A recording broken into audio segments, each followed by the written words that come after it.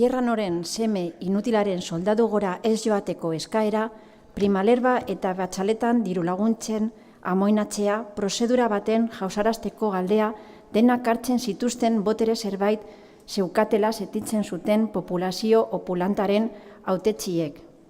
Bizkitartean, suprefetaren emaztea bere sokoan zegoen Lovecraften liburu bat eskuetan.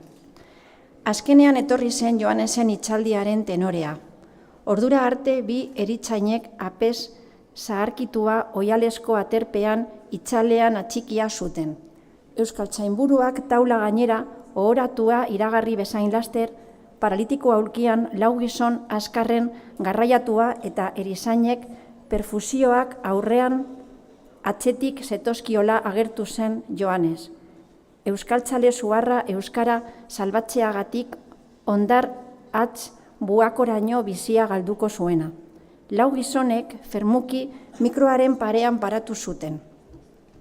Alde orotariko txalun azaiak hautematen ziren eta ohoratua totelka hasi zen. Erremefiften fituftef, efkuaren alde arifan nif befi eta funa ferriak eferfi fariftan nauela. Merfi bifi, finef unkifen nufie. Ta Dios, Joanesen hortz faltsuak non deabroa antzi dituzue. Horroaz taularatu zen bat batean eta lau gizonei oiuka protokoloaz asolatzen zena. Han artean Joanes deus ez balitzan bere paralitiko aulkiaren eremuan, eskuak gurutzean, soa odeietan eta hau sokoa abia, loeria zaindu batean ito zen. Erakunde publiko bateko kideak unen ahasi ura hautatu zuen Joanesen altxoan. Lauzpa 5 kilo bederen pisu zuen urrezko oroigarri erraldoiaren pausatzeko.